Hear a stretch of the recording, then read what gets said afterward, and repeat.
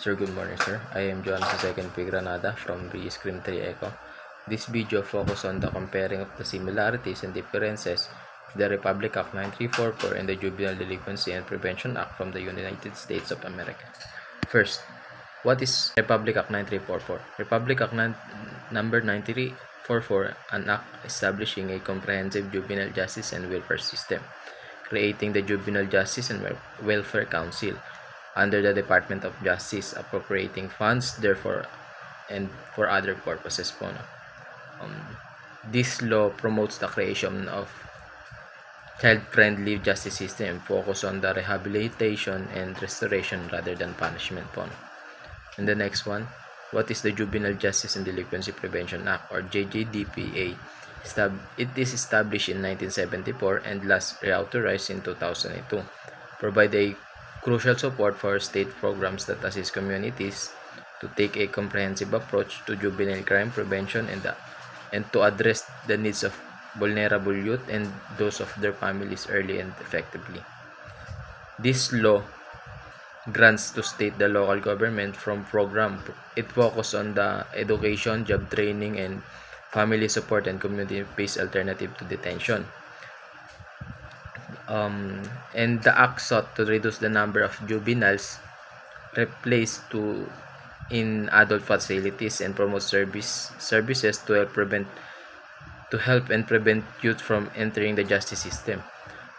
The law was later replaced by the Juvenile Justice and Delinquency Prevention Act of 1974. And then let's move on to the similarities and differences of those acts.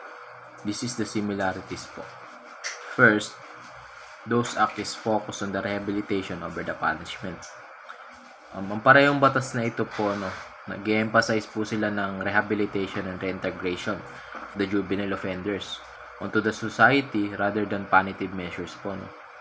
Then, prioritize po nila yung mga programs that address the root causes po ng mga juvenile, kung ano po yung mga pinagmulan kung bakit po sila naging juvenile delinquent po, such as poverty, lack of education, and the family issues po. Then the next one is separate detention from the adults. Both laws require the separation of the juvenile from the adults in detention facilities to protect young offenders from the exploitation or harm. Ang dalawang pong batas na ito is require po nila na magkahiwalay po or nakahiwalay po ang detention facilities ng mga adults sa mga juvenile delinquent po. Kasi po, maaari po nilang ma-adapt ang mga iba pang criminal behaviors na nagmula sa mga adult criminal po. And the last one is the collaboration with local communities po. Those law encourage the involvement of community organization, social workers, and family members in the addressing juvenile delinquency and providing support. Kumbaga po, ito pong batas na ito is nakikipag-cooperate po sa mga organization and then sa family to support the child to prevent the juvenile delinquency po. And this is the differences of those acts po. First, age of criminal responsibility po. Sa RA 9344 po, nakaset po ang minimum age of criminal responsibility po ng 15 years old po. Na-amend na po siya. Dati po is 12 years old po under the 7610 po for the serious crimes po. Children below this age are exempt from the criminal liability but are subject to intervention programs po. Sa JDPA naman po,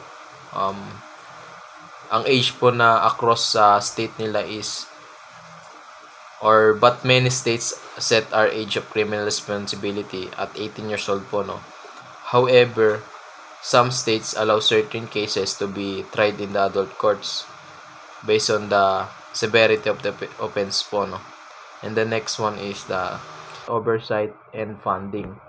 Ang RA 9344 po is the Philippine Department of Social Welfare and Development, or DSWD po, oversees the implementation along with local councils for child protection po, And sa JDPA naman po, administered by the Office of the Juvenile Justice and Delinquency Prevention, or OJJDP, which provides federal funding and oversight, but relies on the state for execution.